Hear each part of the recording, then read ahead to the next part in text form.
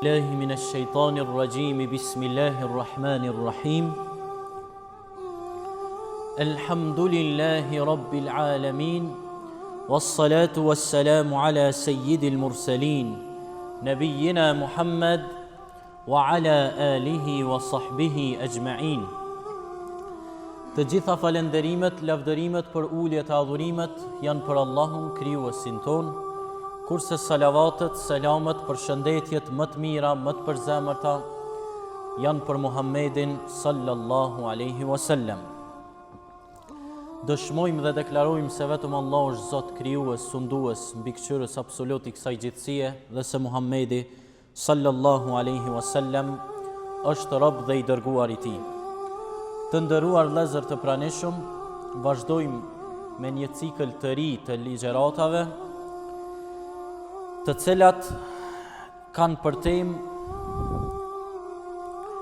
një temë shumë më rëndësi, e cila flet për njerëzit të cilët i do Allahu. Do të mësojmë këshillat, mësimet hyjnore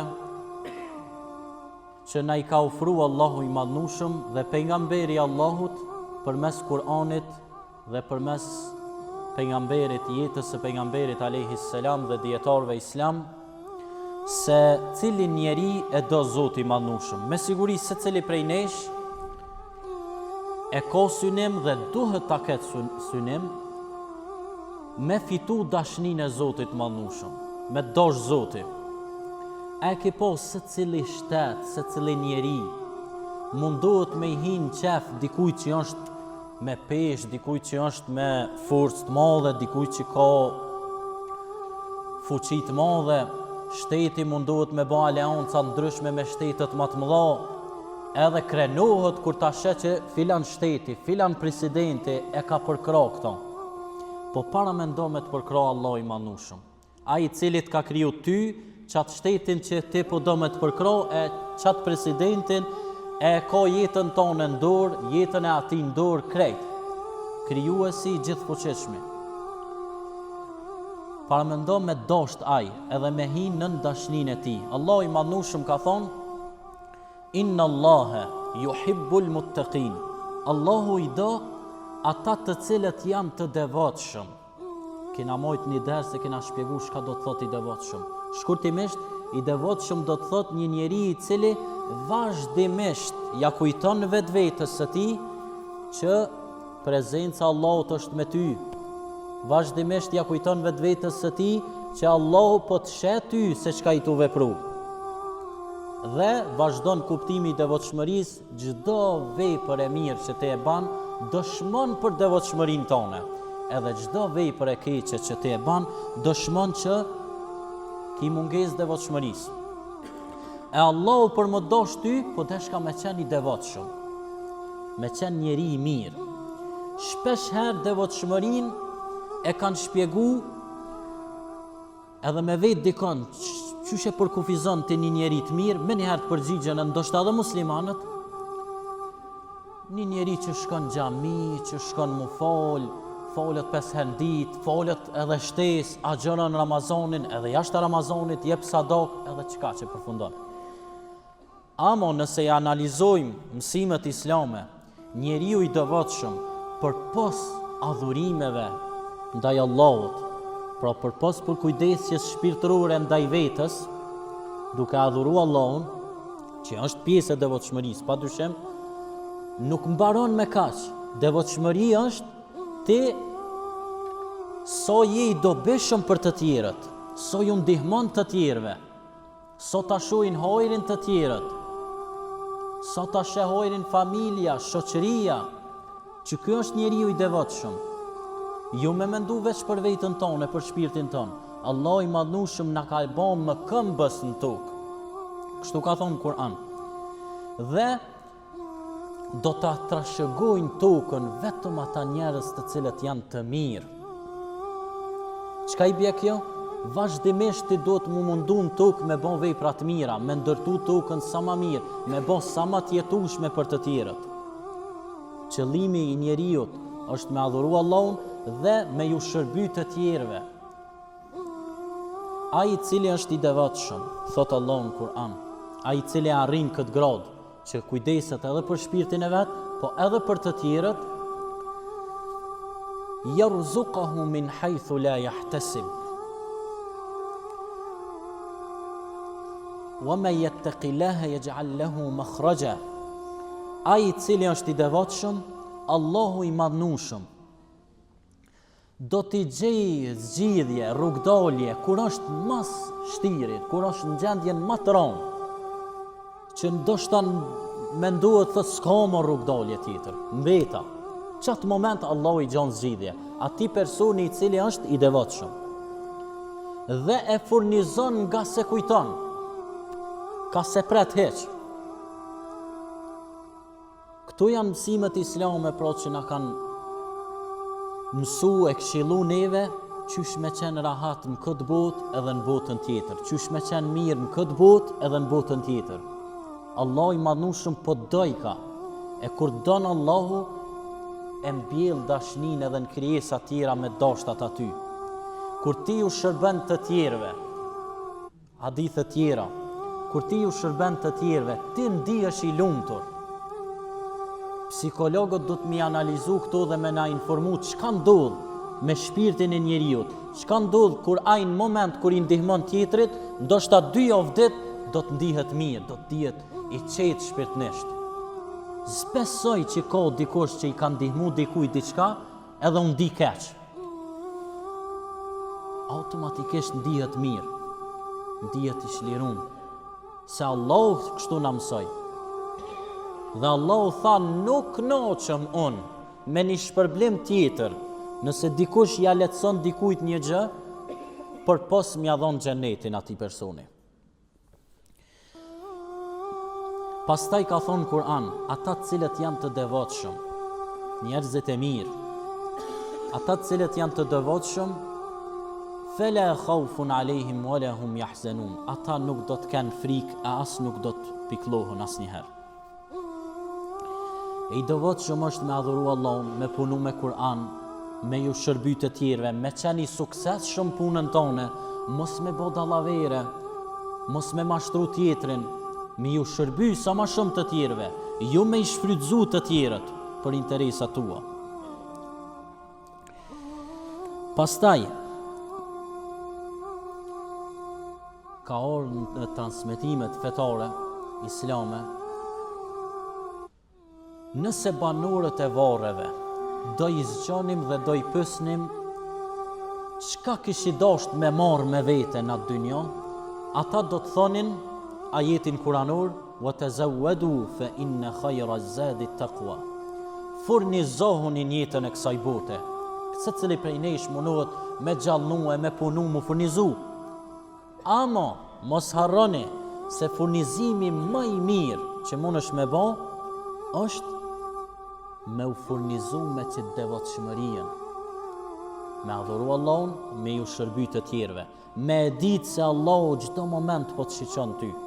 Jenë në mbikëqyrjen e Allahut. Një kamerë me na ilshu, me neherë ndryshon gjendja ju. Nuk bojna ndoshta veprime, qysh kishëm bo mos më kon kamera. Si të na ilshujnë kamerën, ndryshe. Po Allahu që vazhdimisht sheh. E ai njeriu i devotshëm është ai person që ja kujton vetës që o të mpo Zoti i madhnushëm. Çdo moment.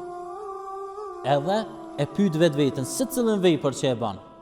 A e do Zoti që të vepër, a nuk e do? Filan personi sot të mpo, unë e moj me mashtru qysh du. Po të mpo Zoti. A e do Zoti që të vepër, a se do? Sa ju më sheh dhe e regjistron këtë vepër. Edhe qatë ti vepron si një njeri i devotshëm, më sheh Zoti se veproj. Sikur se ai rasti, kjo paraqet edhe frytin e devotshmërisë.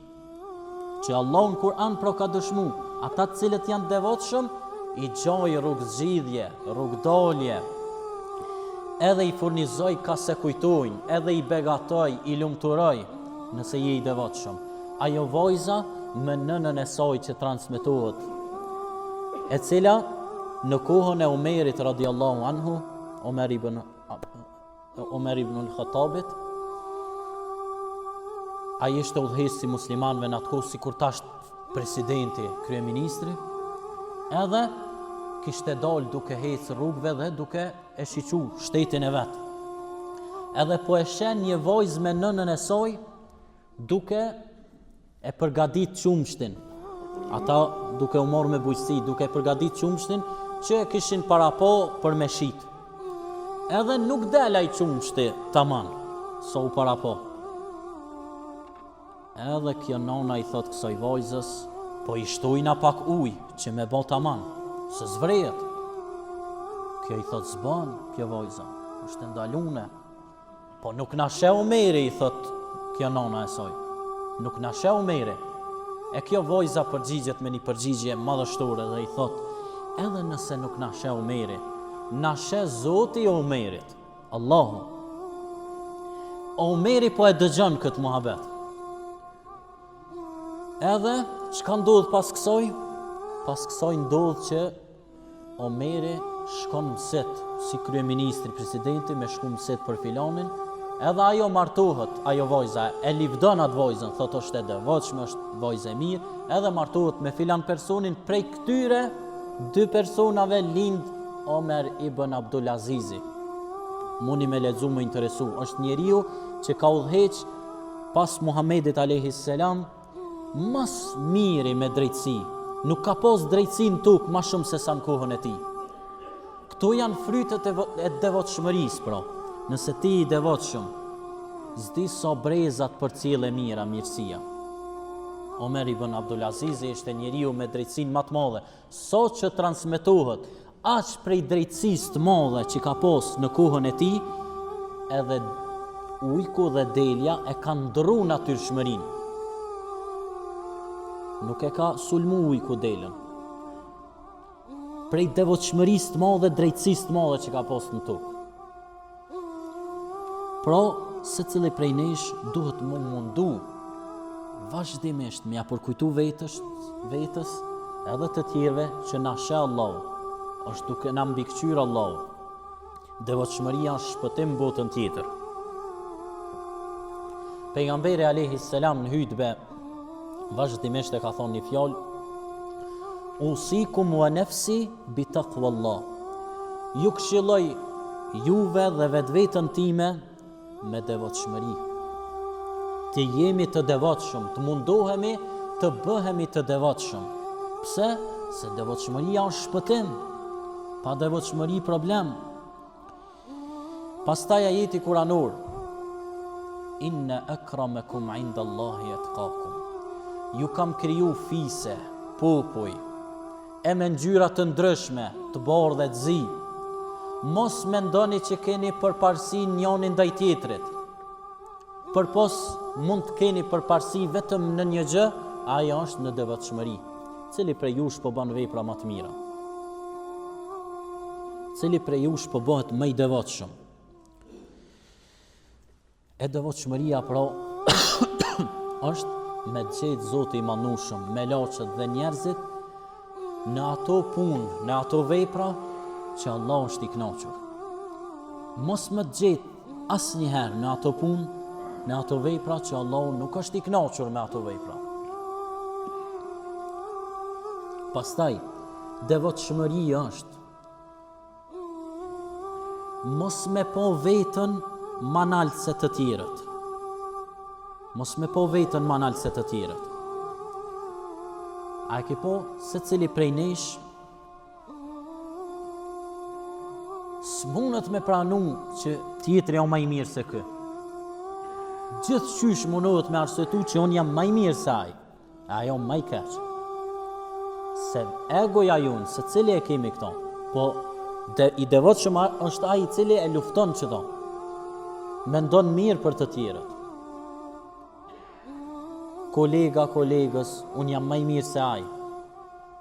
Biznesi tjetër, na jena më të fortë se ata janë më të dobët, ose mundohet me gjetë në të metë të ata.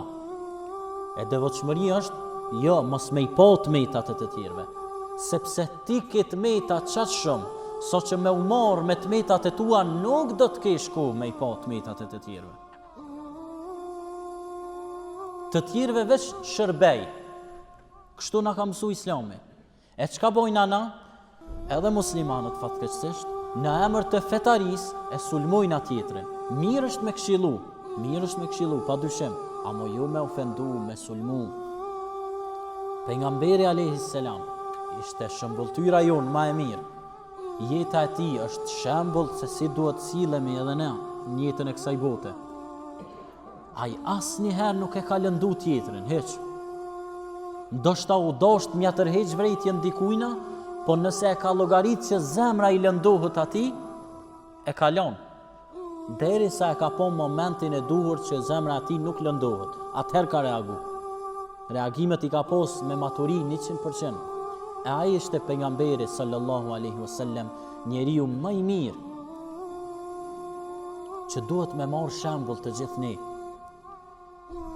Pastaj devotshmëria është me u kon i knast me çato që ta ka dhënë Allah. Mos me lakmu të ata që kanë më shumë, po me i shiqu ata që janë nën teje, ma pak se te. Ajo që të ka dhënë Allah është tepër, shumë, s'munësh asnjëherë me i dal hakësh. Një sy, një vesh, një gojë që ta ka dhënë Allah. S'kan asnjë çmim. E leje mo, Allahu ka thonë Kur'an, wa in ta'uddu ni'matallahi la tuhsuha. Nëse mundu është ti me i numru të mirat e Zotit që t'i ka thonë, ato janë të panumërta.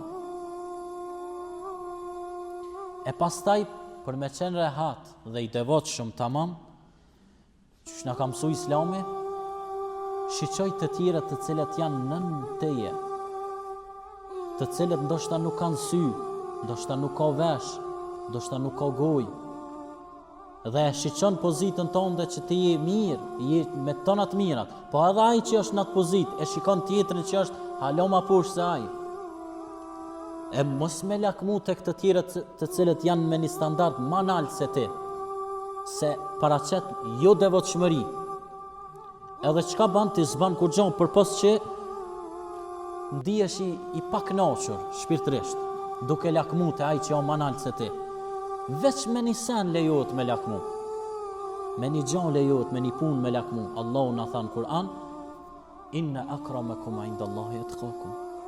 Ma i miri prej jush është ai i cili është ma i devotshëm. Lakmo tek ata të cilët po bojnë vepra të mira, po ju shërbejnë të tjerëve, edhe mundohet ti mja kalu ati. Edhe nëse e xhelozon lejohet që kjo xhelozi ka thonë Islami. Me xhelozu për të mirë. Ai po ban vepra të mira, edhe unë po du mja kalu ati. Ai po ndihmon, edhe unë po du me ndihmu. Filan xhamia e ka bon një ndim të mirë, e ka ndërtu një shkollë, e ka ndërtu një qerdhe, edhe na po dojna mja kalu asoj xhamias. Muslimanët në një vend e kanë bo këtë mirësi të madhe, edhe na po dojna me bo këtë mirësi, mja kalu atyre. Për ndryshe nëse përkufizojnë atë devotshmërinë veç me shku në xhami, atëherë e paraqet gjendjen në të cilën jemi tash muslimanët.